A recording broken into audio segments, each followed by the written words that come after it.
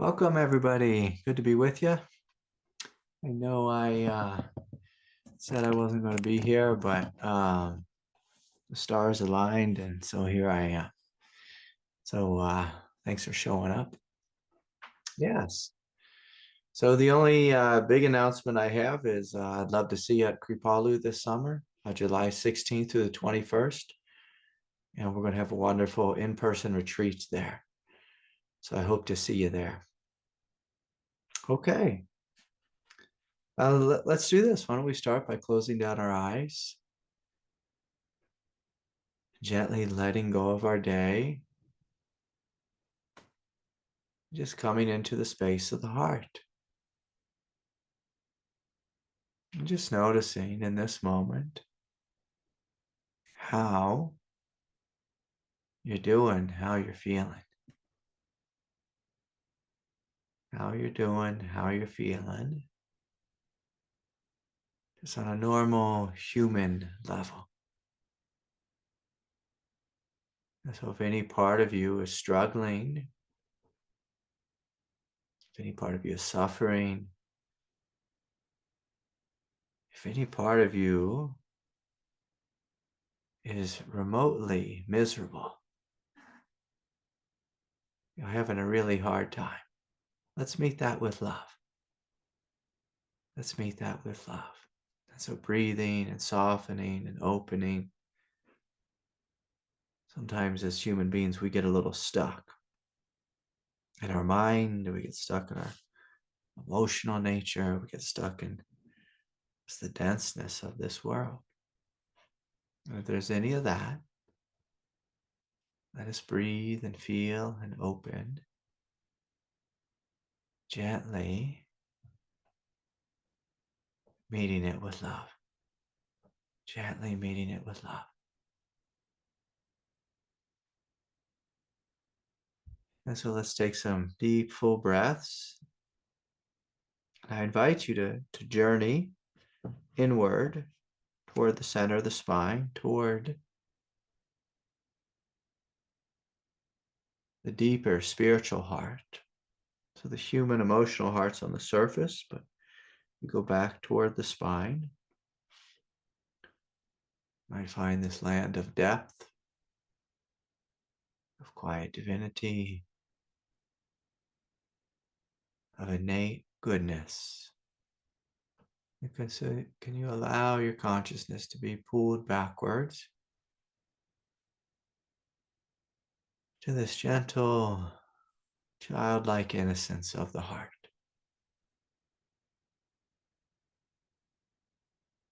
And so if you want to know the divine, if you want to know your divinity,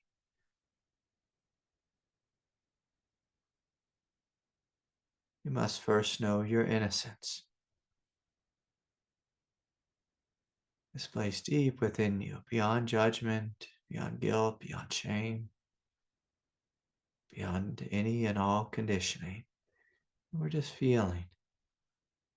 If you journey right into the center of the heart and going back toward the spine. Some of you may feel like you're going back in time, to like when you were a kid, a child, and you knew your innate goodness, this quiet joy of being, the joy of going outside and seeing the flowers, the big blue sky above, or deep dark night sky.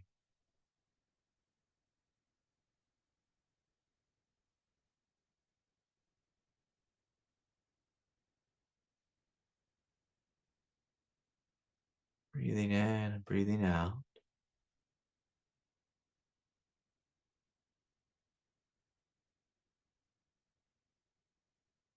Softening and opening. Welcoming yourself here.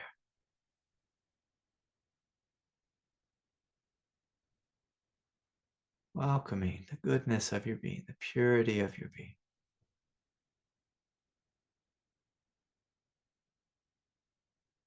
welcoming yourself here in this moment.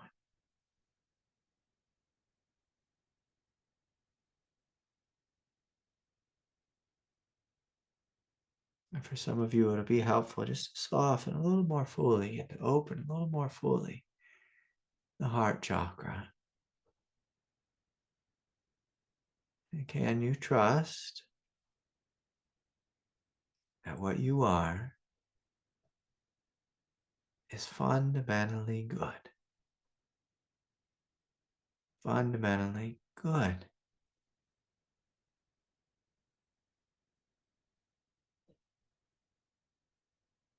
So if we put down the mind, if we put down the emotional nature, put down the past, we see that what you are is fundamentally good. And in this goodness, if you allow yourself to feel a little more fully and to get rooted in this goodness, you'll notice there's just a gentle joyousness that's here. Gentle joyousness that's here. Again, can we welcome this forward? What you are is innately good, is pure, is innocent. So if you feel into the direct experience of your heart, if you feel any heaviness, you're still on the surface, and that's okay. You forgive yourself for being human and forgive yourself for struggling.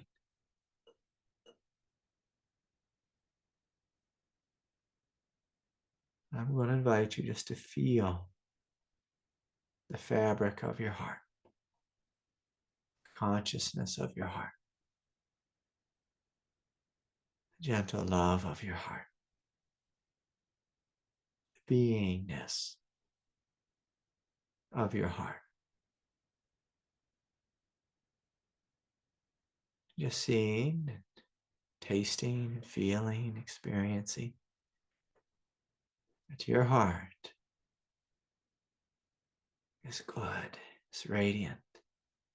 There's this gentle, warm light, a softness.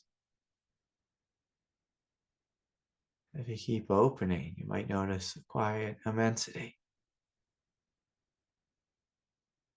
A quiet immensity. And there's like a gentleness and an innocence.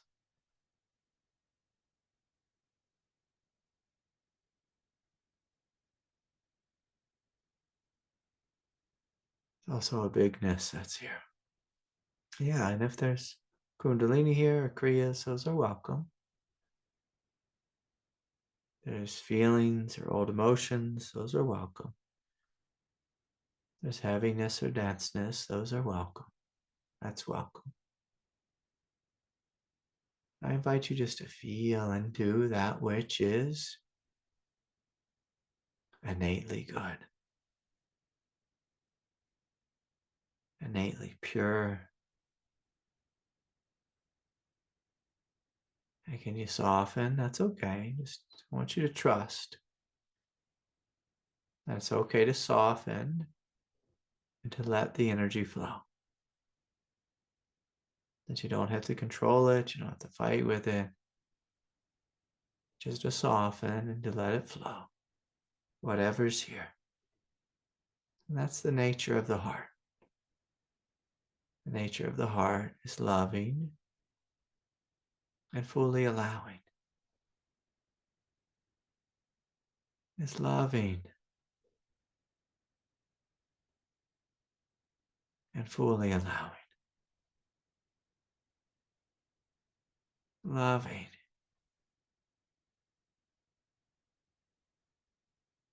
and fully allowing.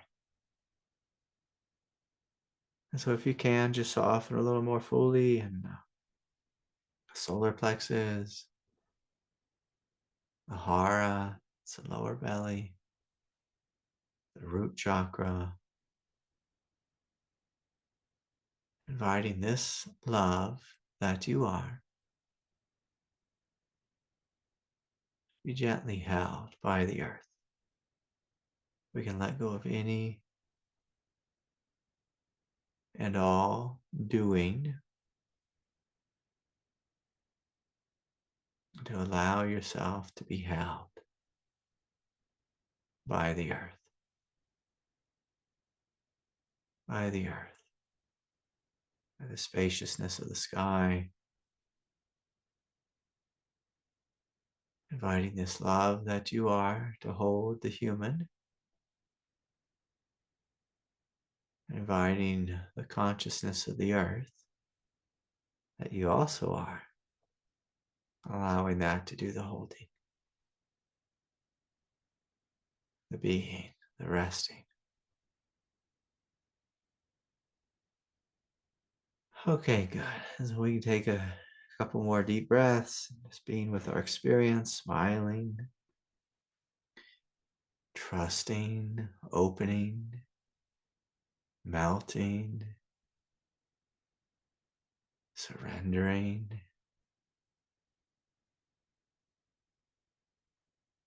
Each and every breath.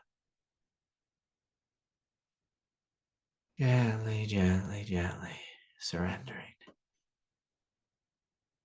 Gently, gently, gently surrendering. Yes. Very good. And so you can open your eyes if you like, or you can keep them closed. Just stay with your experience. I'll just share a little bit of a teaching, and then we can do questions. And I see a couple new faces in the room, and so I'd like to welcome you here. It's nice to have some new faces. Yeah, I just want you to know your heart is welcome here. Is welcome here. Okay. So one thing I'd like to talk about, it's kind of a funny topic. Just recently in my life, I get out a lot to the world. And I've run into a number of miserable people. And it's a kind of a crazy thing when you run into someone who they're stuck in misery. And listen, I don't want to pick on anyone. I can include myself in this. There's been times in my life when I've been stuck in misery. Sometimes we get really sick. Sometimes we fall down and,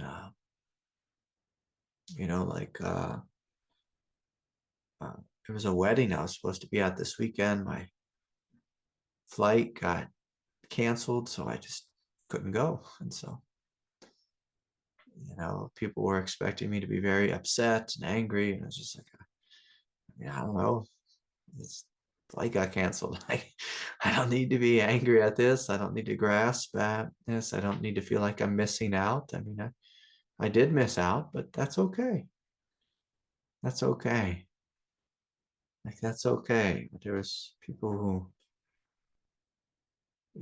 could get upset, like really upset at that. They could get upset at me. There's just things that happen in life.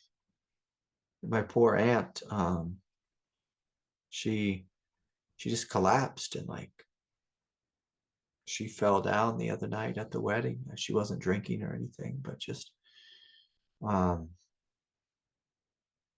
she's on different kind of pills for her heart and blood pressure and this and that. And sometimes like the pills they give you are terrible, terrible for your body. And she just collapsed and hit her head on a stair.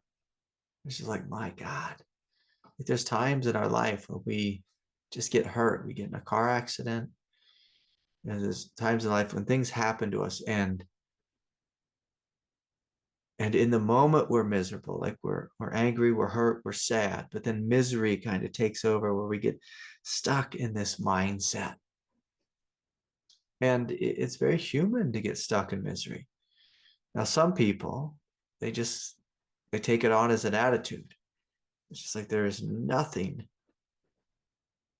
that you could do to help them be happy. Like they're holding on to their misery. It's like a mask that they wear. Like some people, I can remember there was a lady who was a part of the Sangha that I was originally in with my teacher. And she wore the mask of like the happy do-gooder. If any the Simpsons. It's like Flanders, just like howdy doody. Just always happy, always doing good. Everything is positive. Could never think about anything negative. And some people wear that as a mask, and other people get stuck in misery. They just hate everyone. It's just like Joe Biden's president. I'm going to hate the next 4 years until we get a Republican in the office. And then you get the Republican in, then you get the Democrat who just hates the next 4 years until the right person gets in. And like sometimes people get stuck in in this type of thing. We just get stuck in a mindset, mind state.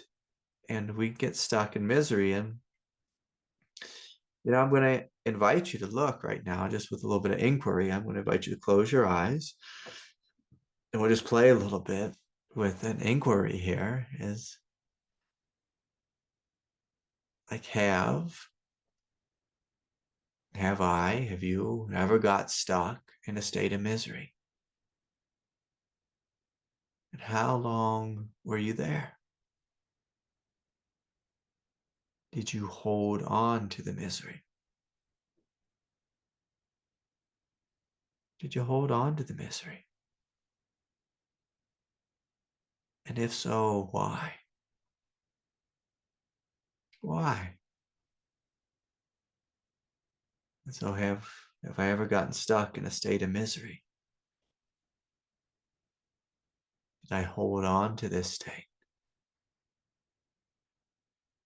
Sometimes we hold on to misery as a way of punishing someone. It's a common thing that couples do. Someone says something offensive and we hold on to it and show the other person we're hurting. So we show them we're miserable. We try to make them miserable. And so to really feel into yourself and see, like, when's the last time you were miserable?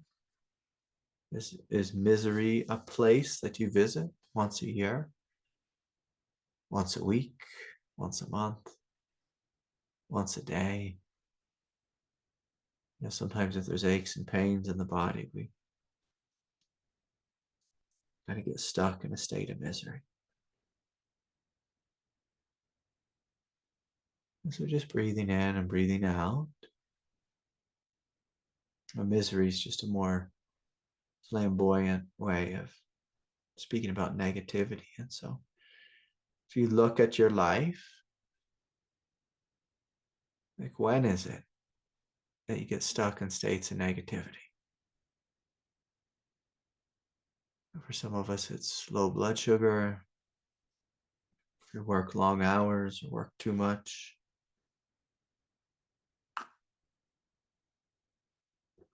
If the in-laws come to town. If we are the in-laws and people are judging us. If we're abandoned or ostracized. Like, how, when, where? Like, have we made a habit of being in misery? In misery.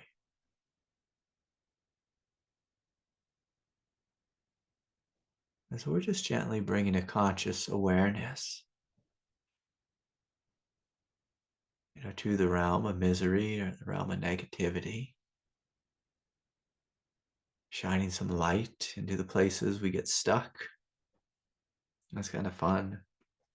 This would be a good inquiry for around Halloween.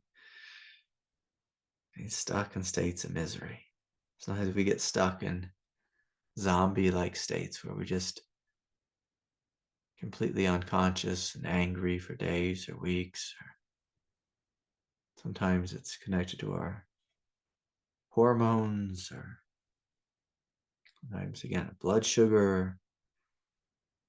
Sometimes it's connected to having a partner or not having a partner.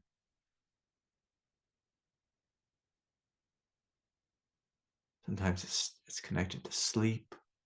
And can we be honest? And can we smile?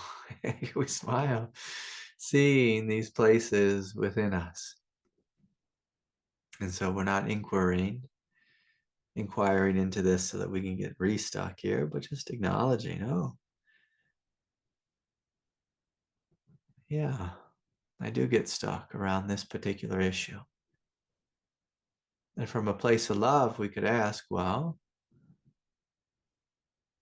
when I do get stuck in a state that is miserable, what is it that I need? What would be helpful? What would be supportive? What would be healing? What would help me to awaken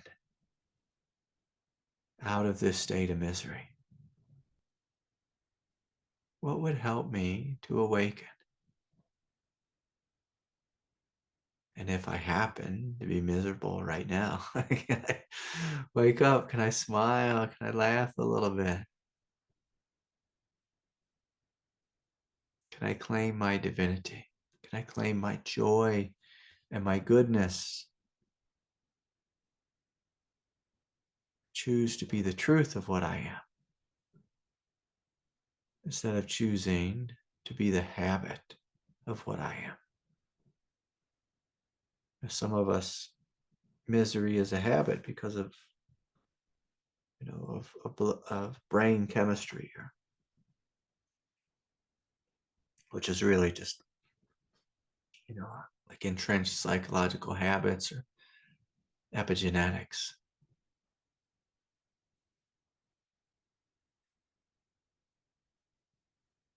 Sometimes we don't give ourselves permission to be happy because people around us are miserable. We're afraid. We're too happy they're going to yell at us. And so I'm sure we've all had that before. We've kind of held ourselves back. And so again, just feeling into yourself and just reflecting. A fun thing. If we can smile about it, to reflect upon. What is my truth? My negative states, my emotional states, my hormonal states, my blood sugar states, my nerves. Like, what is the truth of me?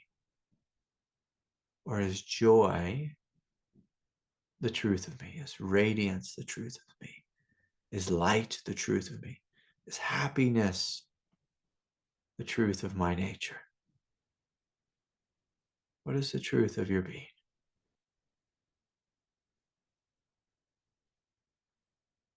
Was negativity the truth? Heaviness, denseness? Or is love the truth? Light the truth? Joy the truth? What is the truth?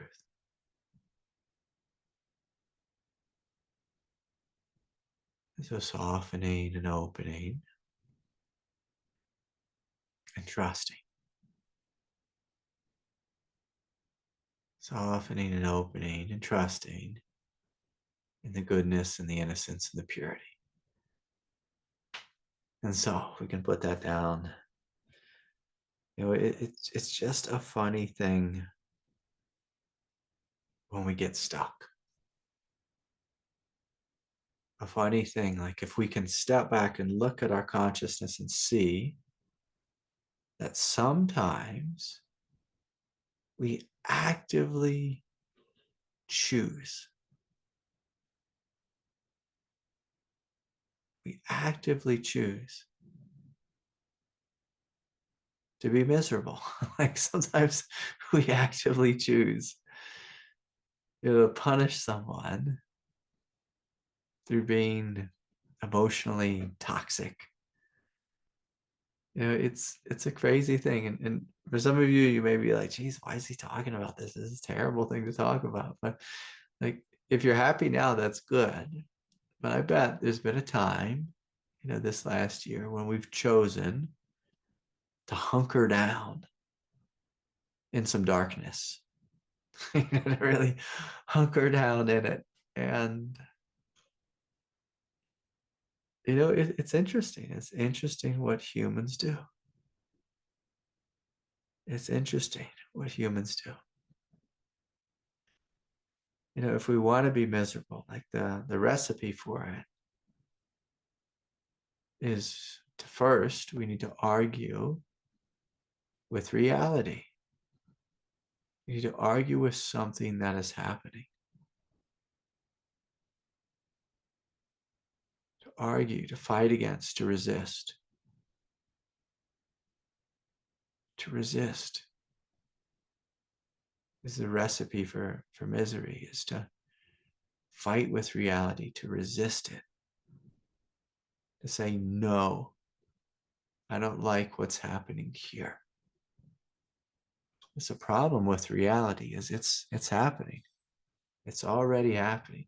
And if we say no, like right now in Colorado, I've never seen so much pollen allergies. It's just like, it's crazy. It's crazy. And if I think about it, if I talk about it, if I fight against it, I can make myself sick in the head.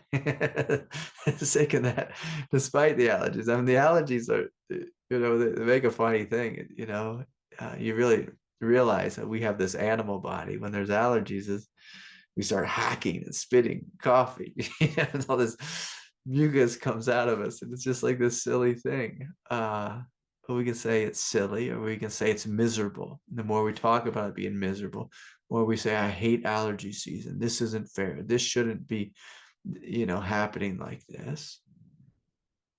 Again, I can make myself feel a heck of a lot worse. But if we step back and just notice, oh, there's something in my throat. There's a lot of pollen in the air. My eyes are goopy, and we can kind of smile at it. We can smile at it. I have this little dog, Buster, and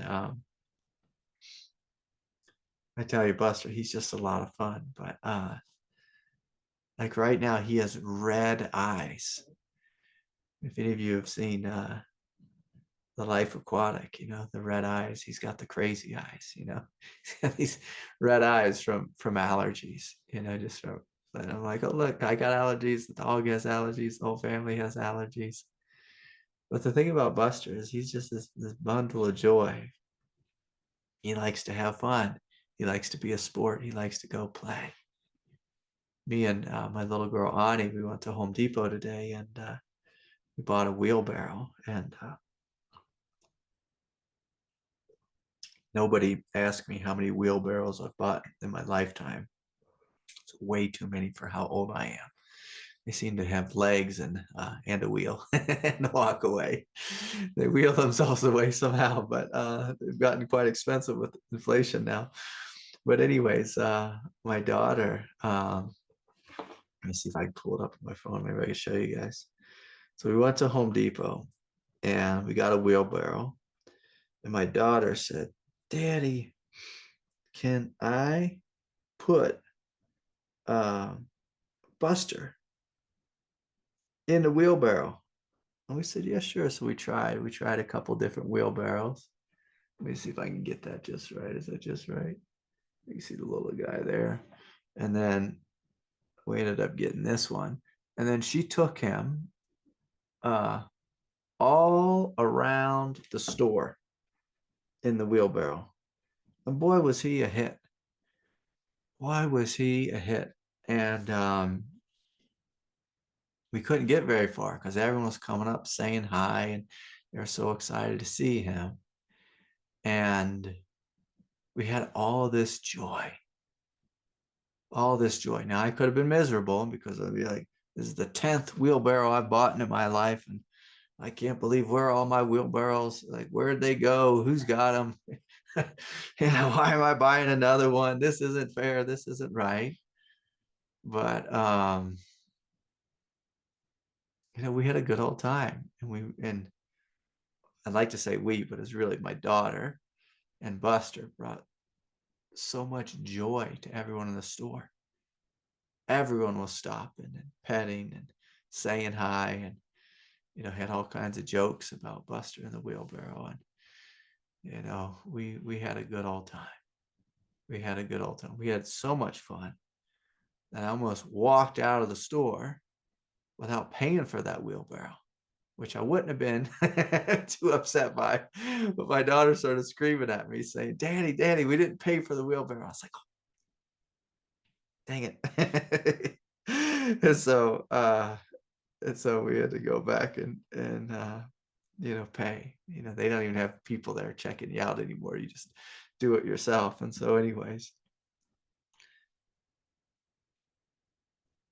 I was like, joy is a choice. To be happy is a choice. And this may sound harsh, but misery is a choice.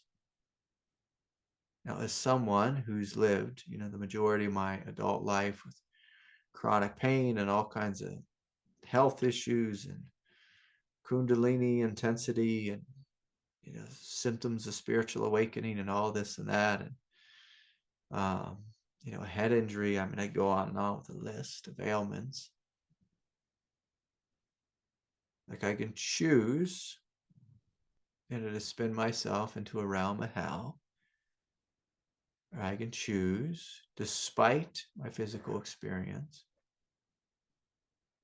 to spin myself into a realm of light. Now, to spin yourself into a realm of light, we have to get in touch with the beauty and the goodness, the radiance of our heart. Quiet radiance of our heart. The spaciousness of our nature. The depth and the indestructibility of our being. Now, to spin ourselves into a state of misery, you just have to do one thing. You have to argue with life. Argue with your body, argue with your nerves, argue with your experience. Misery starts by saying, I don't want to be here. I don't like this. I don't like you. I don't like you. I don't like you. I don't like what's happening.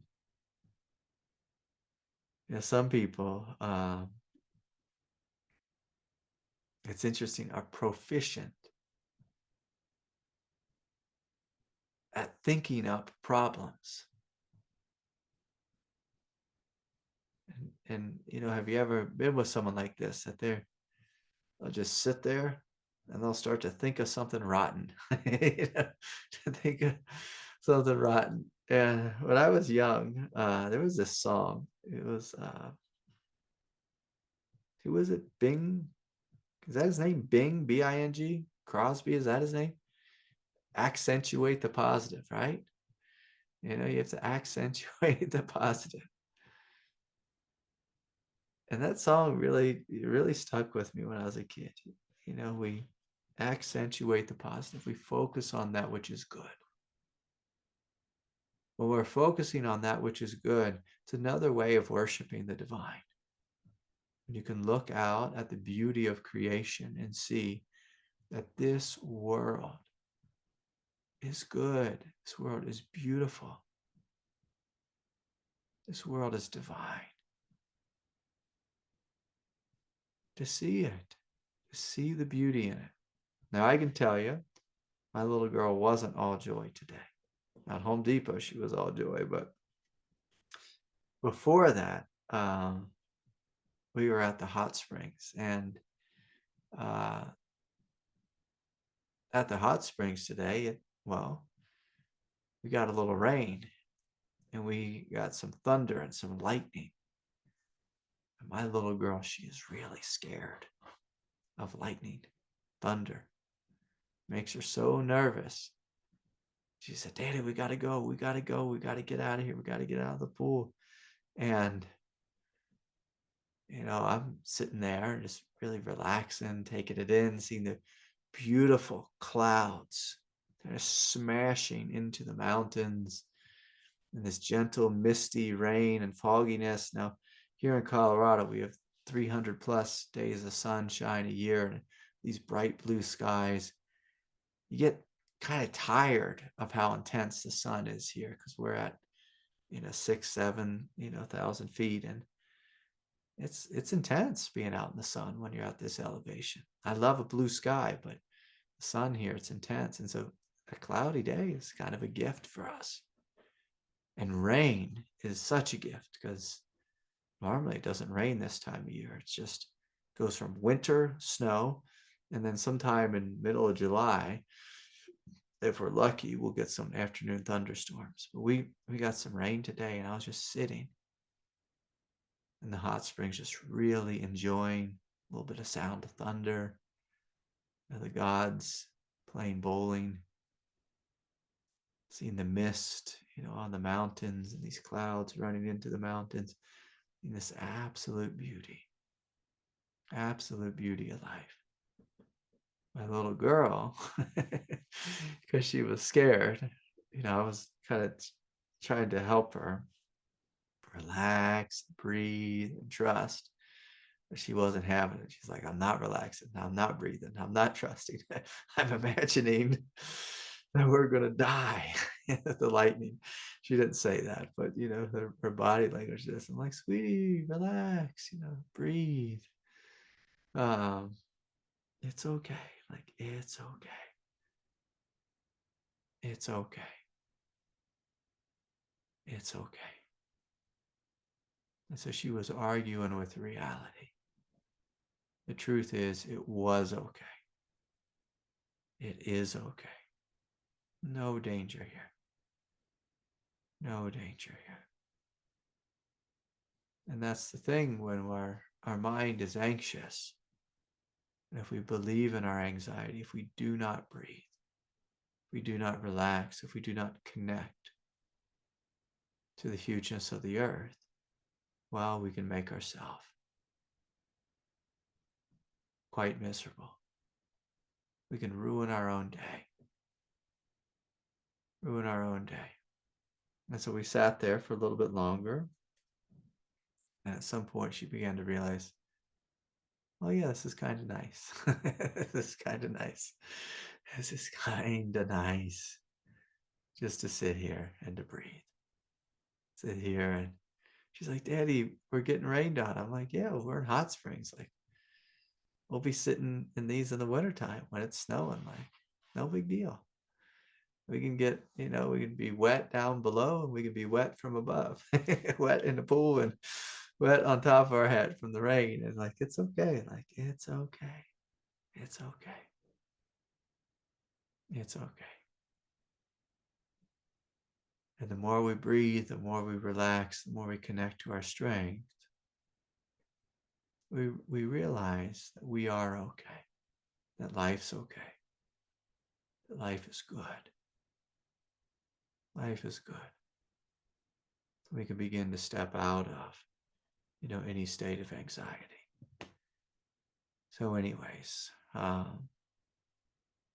other reason, I'll just say this, that people tend to become miserable lately is everyone's waiting to be offended. Like, everyone's waiting to be offended. I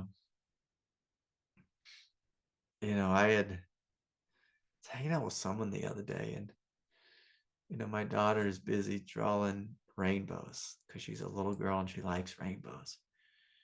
And then this person was taking it highly politically, that this was, that we were part of some political movement of some sort. I'm just like, my God, can a rainbow just be a rainbow? Like, can we just enjoy a rainbow and not do politics right now? Can I just have a little girl who likes unicorns and rainbows and it doesn't mean anything besides a rainbow?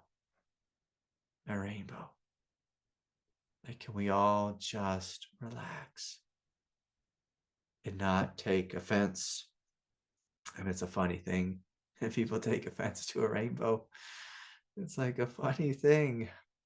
a funny thing, but it's like we put something on a flag, and as soon as we have a flag, we have a party. And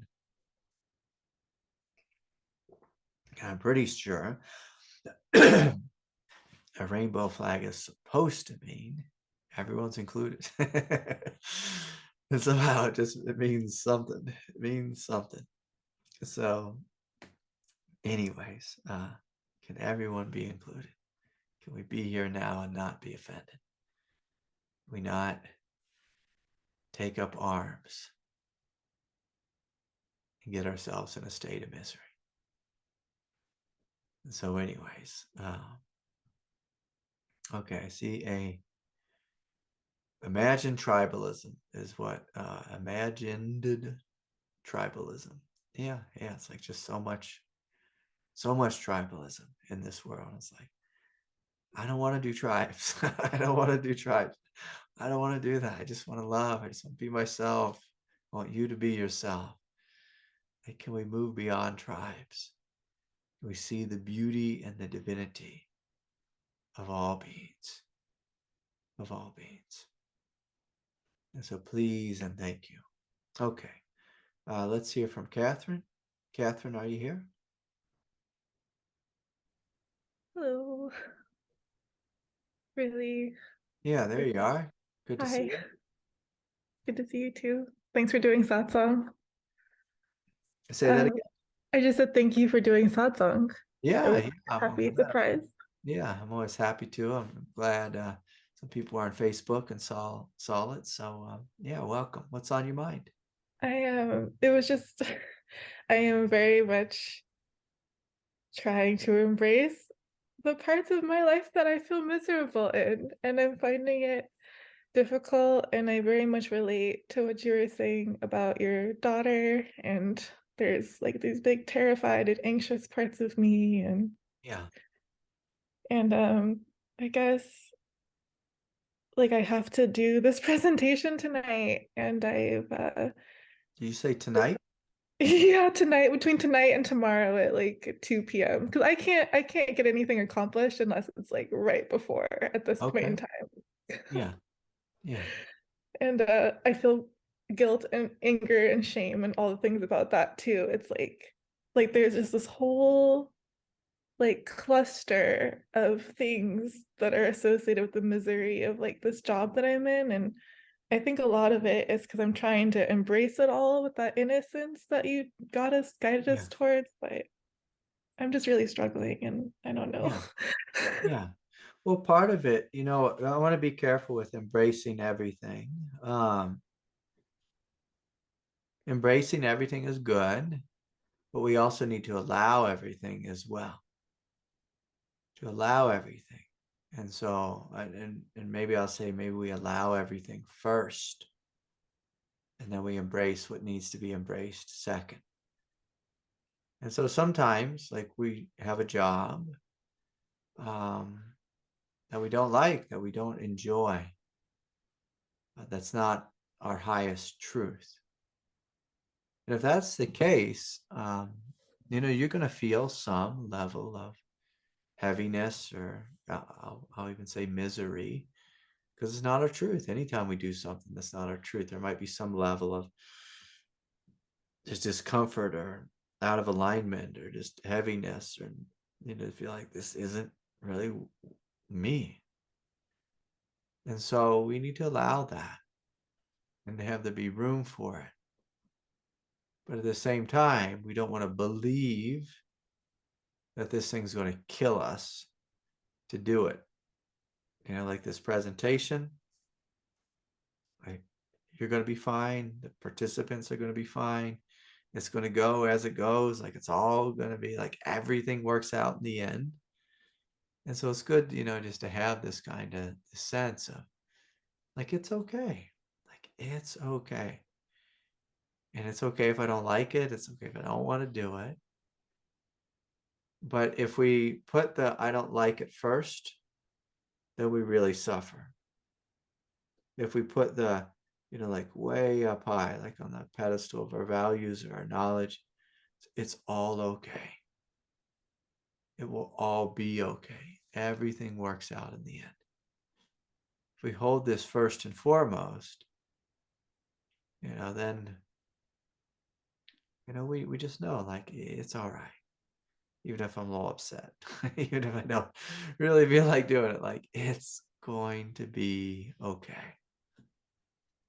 But if the first thing, at the top of our, altar is, it's not okay, this is terrible, I hate this, well, then we're probably going to be probably going to fall into the realm of misery. Probably going to fall into the realm of misery. But if you feel into your body right now, just in relationship to, like, to all the emotions around the presentation, what do you need? Probably strength. Strength, yeah. Yeah. Yeah. And, if we invite some strength forward, into the room and into your body, into your consciousness, we start to have a perspective of strength. What do you begin to see, or what do you begin to notice? Are there other needs that come forward? Yeah, it's like the old crying child that's been pushed to do things with strength a lot of times. Yeah. Okay. Well, what does she need? To just like cry a lot, I think. Yeah. Yeah. So sometimes we just let her cry and just, like, let her break down. I think we allow her, just to kind of break down, break open, to release some of this frustration, this heaviness.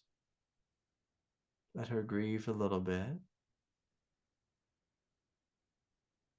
And sometimes when we hold it all in, it creates, like, this pressure and anxiety, and everything gets a lot worse. Whereas if we just allow ourselves to have a good cry, a lot of the heaviness can empty out. And so if you check in with her again, how's she doing? Is she wanting to cry some more? Is she feeling a little lighter? Or bring up She's like something else? yeah, no, she's like hugging me. Yeah. Yeah, yeah, yeah. So she's hugging you. So see, as if we're just deeply honest. This is the allowing, the deeply honest about what we're feeling. We let it come forward. And there's just this natural embracing of what's here. Yeah. Yeah. Well, beautiful, my dear. Well, anything else you want to share? No. Yeah. Thank Yeah. you. Yeah, of course. Of course. And good luck with your presentation. Thanks. Yeah. Yeah. Yeah. Beautiful. It's a funny thing being human. Like, sometimes we have really strong parts of ourselves, and sometimes we have, really childlike and innocent parts of ourselves. Sometimes we have parts of ourselves that are just, like, buried and overworked and overdone and overstressed. And, it's important to include them all. Okay. There's a couple of satsang questions that were emailed in, so I want to make sure I get to those. Hi, Craig. I'm new to this group, and sure, you've covered this before, but can you speak on fears around not being able to make money due to feeling incapacitated and other root chakra issues? I'm really struggling with the sense that this will never end, as I feel intermittently incapacitated by insomnia. It's like a tongue twister there. Intermittently incapacitated by insomnia and brain fog, etc. Yeah. I can remember when I was studying Buddhism.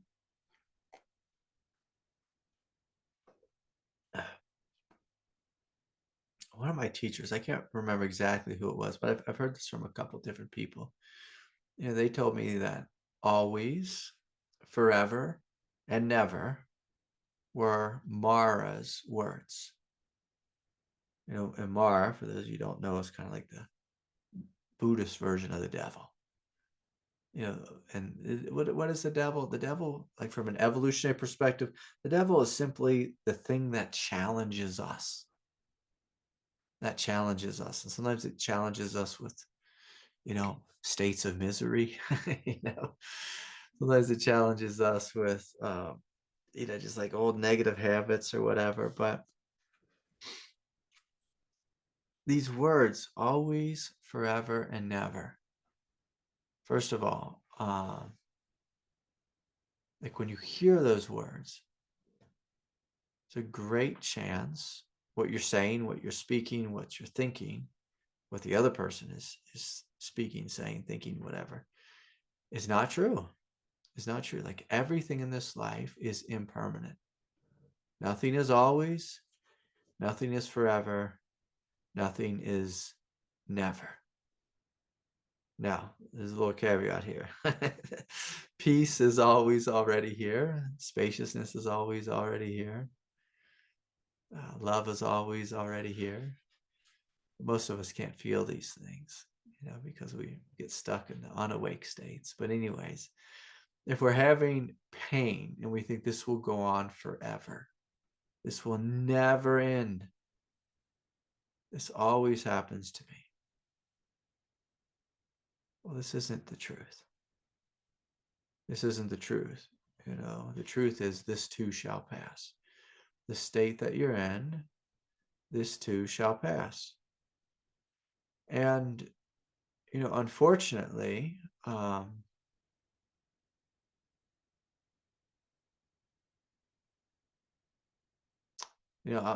speaking from a human perspective here. Unfortunately, God sometimes incapacitates us, overwhelms us with energy temporarily. There's times on the path when God puts us in a healing crisis. What does a healing crisis do? Like if we look at it from a big picture perspective, a healing crisis teaches us to love ourselves, teaches us to value ourselves, because the only way we're going to heal is through putting ourselves first. The only way we're going to heal is through learning about unconditional love. And when we're given something quite overwhelming, it teaches us about unconditional strength. And so sometimes God really strips us down, makes us poor, makes us broke. God certainly did this with me many times for many years. And it was very uncomfortable.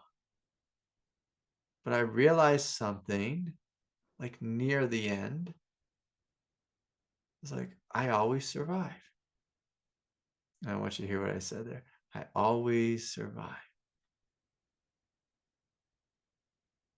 What doesn't always survive is me being broke, is me being incapacitated, is my insomnia. I went a good year and a half where it was uncertain if I was sleeping at night. Maybe I'd sleep 45 minutes. I don't know. I would just lay there the whole time and just radiate light. It's crazy. Just awake all the time, is awake awareness. I don't know if you could call it sleep, what was happening. I learned how to rest my body, not move my body, because I wasn't sleeping. I was incapacitated. I had no money. And what did this experience teach me? It taught me how strong I am, how bright I am. It taught me how to love states of immense difficulty. It taught me how to value myself and learn to take good care of this body and this nervous system.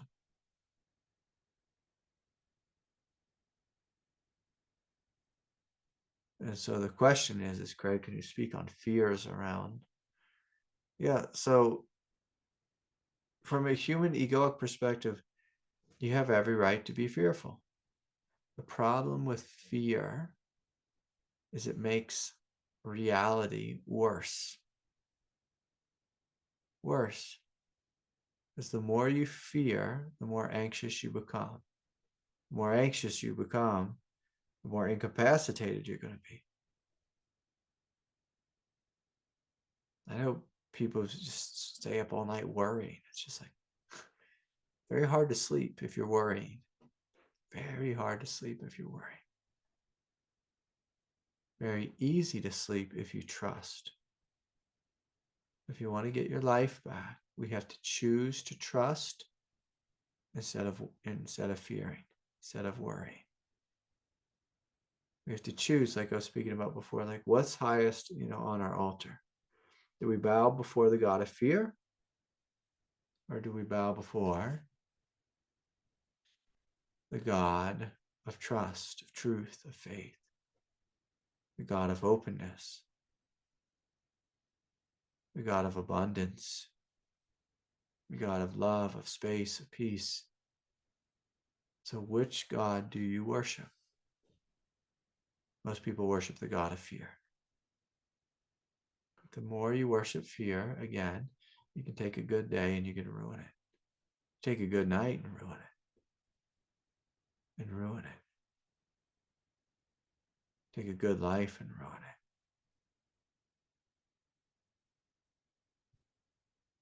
it. And so what your body is needing you to learn how to soothe, how to love, how to soften, and how to relax, despite the intensity of feelings, despite having brain fog, despite insomnia. And so whenever I've had insomnia, it's a very common thing, especially when I teach a lot. It's common for me on retreat.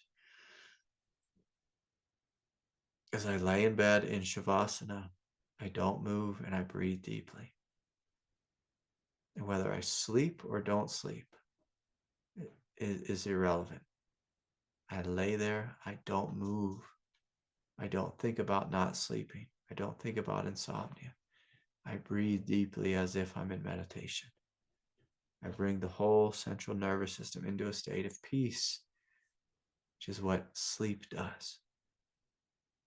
And so I'm going to invite you, my friend, to mimic sleep, mimic rest, to be the peace that you are. We're not here to be fearful. We're here to discover the truth of our being. Okay. There's another question. Hi, Craig. I've been going through a mental expansion. It feels like a wall and a tightness in my head and my forehead. It feels like a wall and tightness in my head and forehead are rapidly opening. Okay, that's interesting. We got a wall and we're rapidly opening. With this opening comes deeper silence, deeper relaxation of my body. It's been a few years now this is happening most times. And most times I feel like I'm going crazy when all the mental tightness returns. Okay. This back and forth, up and down, how much longer? A month. Oh yeah, okay, so this is making sense. So sometimes the path of spiritual awakening could be a little bit bipolar. It can be, we can really open and then close. We can really open and then close, really open and then close. And so this will go on as long as we continue to pick up our mental beliefs, our mental thoughts, as long as we're picking up our wound, our shadow, as long as we are picking up our mask and believing in our mask, or like I was speaking about the question before, if we're bowing before the God of fear, or the God of desire, or the God of anger, or whatever it is. And so these things will, like that, the mental tightness will continue as long as you are continuing to believe in your egoic nature and egoic reality. So when life is opening you, if you follow the lead of what grace is doing, and you come into alignment with grace, so if grace is opening, you choose to be open. Some people are open when grace is here, but when grace is not here, they choose to be the thoughts, they choose to be the mind, they choose to be their ego. And if we do that, well, you'll go back and forth. You go back and forth as long as you continue to choose this. Now, sometimes it doesn't appear that we're choosing this, but there's an aspect of our unconsciousness that is choosing to continue to be unconscious. And so if that's the case, we do a little shadow work. We see, where am I holding on? What is this mental tightness about? What within me, within my consciousness, is still tight, is still habitual, is still guarded, is still fearful, still defended. Normally, tightness in walls has to do with fear. So probably everything I said around fear in the last response could work for this one, for this question. We need to breathe, feel, soften, open, trust, let go, trust, open, let go, trust, until the walls are gone. Okay. Okay. All right. Let's hear from Kenna. Kenna, are you here? Yeah, can you hear me? Yeah. Yeah, good to see you, Kenna. Hey, Craig. Yeah, I was just curious.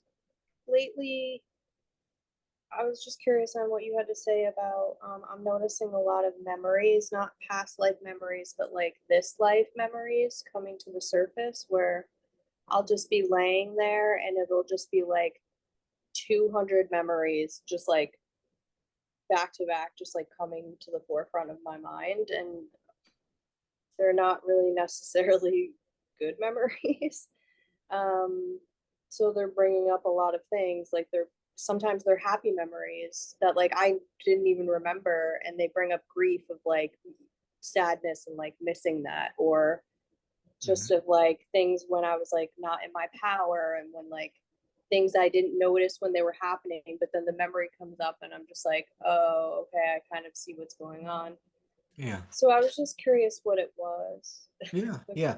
So it's a common thing. The more we wake up, especially in the beginning, it's almost like the analogy often is this is turning on a light. Like awareness is like a light, but if you turn on the light in your eighth chakra center, there's going to be a lot of space and light and love and heaven realms.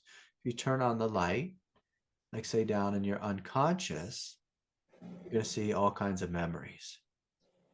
All kinds of memories. So part of waking up is just the light being on. And when the light first comes on and you go down in the basement and the light's on, you see all the stuff that's in the basement and in the attic.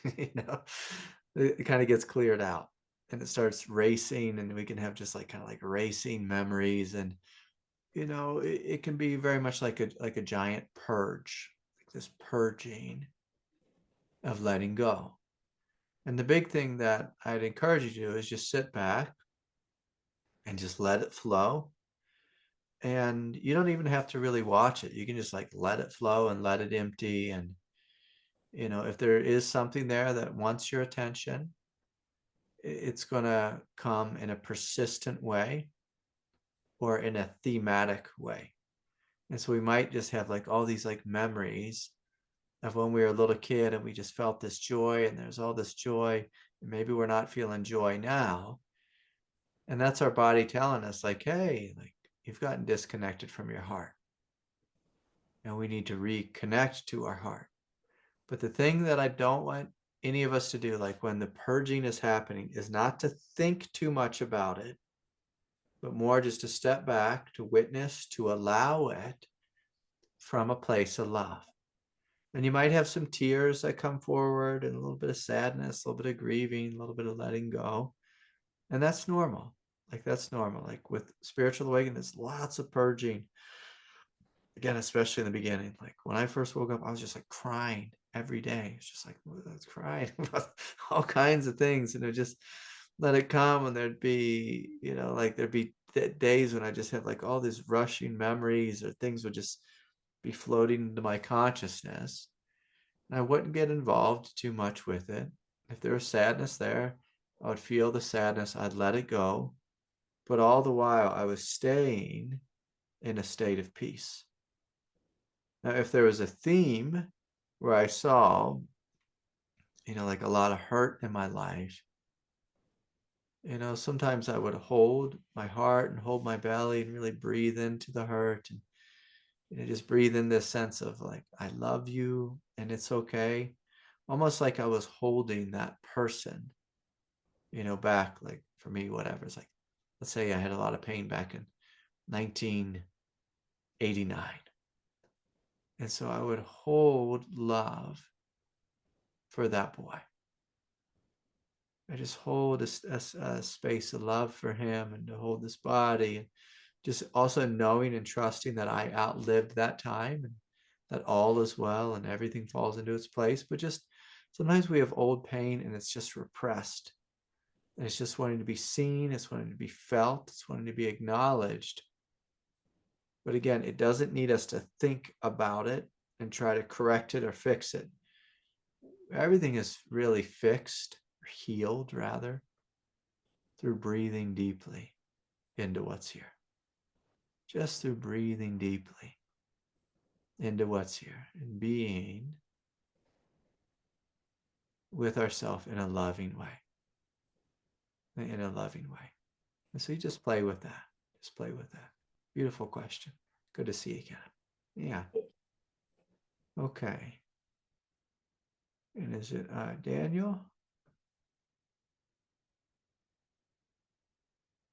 Hi, Craig. I already asked a question earlier, so I hope this is okay. It was one of the mail-in ones. Yeah, of course. You speak a lot about the superego in your talks, and I'm wondering how you would suggest dealing with the particularly strong superego. Like, I find myself not it's really challenging to dive into these emotions sometimes, and Yeah. So let's well, why don't we play along here a little bit? So you want to close your eyes? okay. Yeah. And everyone can do this. Everyone's, has some level of superego. And so you close your eyes, and I want you to see if you can just gently invoke your superego. Those of you who don't know, superego, the critic, the judge, the controlling one, the harsh voice in the mind. So we're just locating this. And so I want you just to imagine just, kind of feeling into him. If everyone's playing along, feel into her, feel into them. Feel into your superego. And I want you to imagine, again, just for fun, put a face on the superego. Put a face. And Daniel, if you put a face on your superego, what do you see? Really angry. He's not a super happy guy. No, he's angry, right? Mm-hmm. And so this is good. So for almost everyone, the superego is going to be hurting. And so that's a clue here. We see, oh my gosh, like you're hurting. And if you ask him, like, hey, like why are you hurting so much? What does he tell you? He doesn't feel understood. He doesn't feel understood. Okay, good. Well, let's ask him, well, what do we need to understand?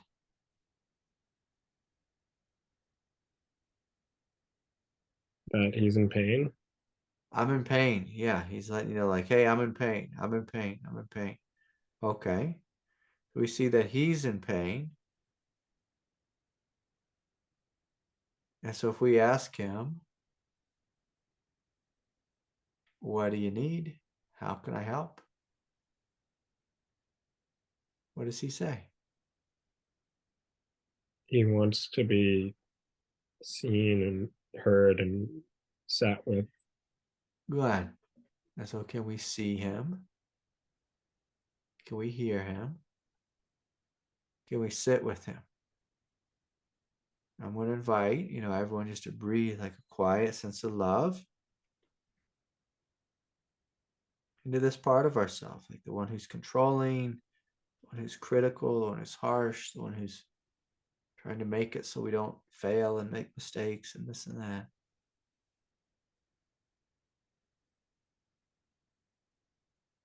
I mean, he's really just trying to protect us. I mean, the superego is always just trying to protect us. Like, isn't that the truth? Yeah. Yeah, he's just trying to protect us. So if you see him and you sit with him a little bit and breathe like a quiet sense of love into him. Yeah, let's take some deep, full breaths. Giving him some space, because think about this, superegos, oftentimes he can feel really claustrophobic or like pent up and anxious, and a lot of times there's a real pushiness, like a caged animal that's trying to push out of a cage but also control the whole world at the same time. It's a lot. Yeah. Way too much work, creates tremendous amount of stress. Yeah. He feels really burdened by dealing with the society and this at the same time. Yeah, it's a great burden. A great burden. And so if we see him, we see that he's burdened. And if you just focus in on his burden, because for every superego it's the same, there's a tremendous burden here, where we are trying to control life, trying to control ourselves, trying to control so much. So the one who's burdened with all this controlling, doing, what does he need? Does he need to control more? Mm-hmm. What does he need? He wants permission to let go. Oh, I'll give you all the permission in the world. I give you all the permission in the world. Yeah, so let's give him permission. And I want everyone to give the superego permission. I want you to take a deep breath. And with this deep breath, it's helpful if you trust that it's okay to let go. You don't have to control. You don't have to micromanage. You don't have to do life perfectly, because you can't. It's okay to put it all down. It's okay to put it all down. And as you begin to put everything down, you might feel a little bit of sadness. And that's okay. Like with the sadness, kind of like a relief of letting go. A vulnerability, a relief of letting go. And are you joining me in this, Daniel? I think he's hesitant. Good. So we're asking, like you saying, I want to let go. I want help letting go. But then he's hesitant. It's like, well, geez, what are we hesitating about? You have all the permission right now. What's the hesitation? I don't trust that it's all going to work out. I don't trust. Do you trust that you can control it all? No. No, no. It's like we can't control it all. We can't control it all. Now, when I say everything's going to work out, I mean that on an ultimate level. Like on a human level, there's going to be some things that crash and burn and fall apart. And that's something we have to get comfortable with. Some things will crash and burn and fall apart. Now, Daniel, it's been a long time since you and I have talked, right? Yeah. Is there someone, I don't know, I can't remember what it is. Is it someone you try to protect in your family or take care of, or what is it? Like, what's your big burden?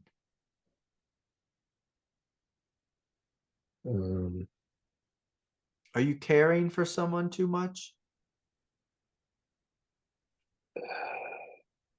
I think it's like not being cared for enough. Oh, you're not being cared for enough. Okay, forgive me. Forgive me. I had it upside down and backwards. So you haven't been cared for enough. Yeah. And so when I'm inviting you to let go, I'm inviting you just to put down the sense of control and to allow the earth to hold you, just like it is right now, by the way. Like the ground is kind of holding you there. Just letting the earth hold you, letting the spaciousness of this room hold you, letting the sky hold you, letting the grace of God hold you. And so instead of Daniel doing, everything, keep it all together. We're letting the earth keep it together, and the spaciousness keep it together, and God keep it together. We're inviting the earth to hold you, the sky to hold you, and for God to hold you. Now, God is the ultimate healer, the ultimate awakener, the ultimate fixer, the ultimate doer. And so part of the trusting here is I'm inviting you to trust in the grace of God, the grace of the earth, more than you trust in your controlling nature. You with me here? Yeah. So just letting yourself be a little bit unburdened. And I'm going to tell you, if you want to heal, we can't be stressed. We can't be burdened. And we need to open to the hugeness of life. Hugeness of life. So is this something your superego is willing to do? I think it's going to take some time. It's like, I'd like to, Yeah. And if you feel into that part of you, like, does he need something specific? Like you told me before, he needs to be seen. He needs to be understood, right? He needs someone to sit with him, right? Yeah. Yeah. And so this is what I'm inviting. I'm inviting you to connect with the earth, connect to the space, connect to this peace while you sit with him. Does that make sense? Mm-hmm. So we're not saying, hey, he's got to give up, like, or control completely and totally right now. Now, if he wants to, he has full permission, but we're not forcing him to. Right. But you let him know, I'll sit with you as long as it takes. I'll sit with you as long as it takes. Now, are you willing to do that with him? Yeah. Yeah. And so the thing I don't want is I don't want you to fight with him. I want you just to sit with him and to breathe deeply into him. And a mantra you might work with is, it's okay. It's okay. Just with every breath, you just kind of just like deep, full belly breaths, just gently letting him know, it's okay. Like, it's okay.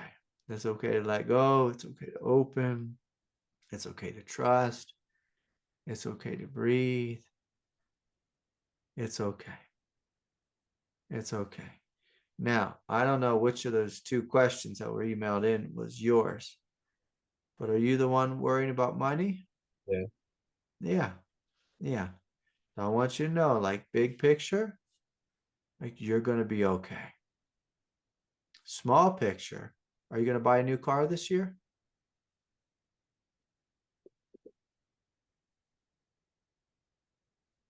Probably not, right? Probably not. But big picture, it's going to be okay. Big picture, it's going to be okay. Small picture, are we going to be able to get everything we want? No. No. No. Like, we're not going and buying a new Mustang, new Camaro or Charger. Like, we're not doing that this year. We're just going to breathe. We're going to feel. We're going to focus on healing. Is what we're going to do this year. So big picture, it's all going to be okay. But we're not going to go buy a house in Los Angeles this year. Like, this isn't the year for that. This is the year to heal. Mm. This is the year to heal.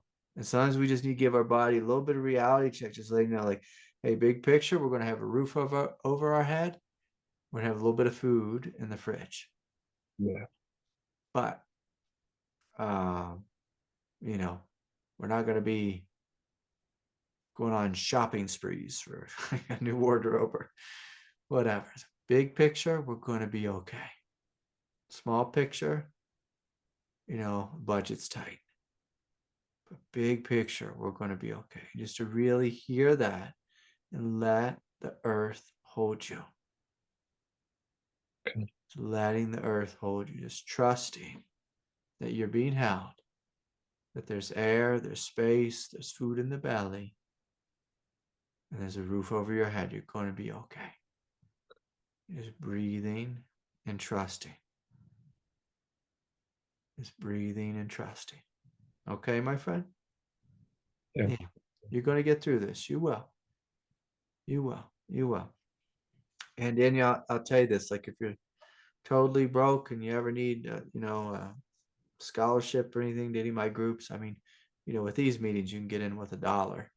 You know, but if you want to come, you know, to the Kundalini meeting or the whenever my next online retreat is, and you need a scholarship, just reach out. Okay. Thank you. Yeah. Yeah. Of course. Of course. Sometimes the spiritual path can be it can be a little hard. It can be a little hard, but you'll get through this.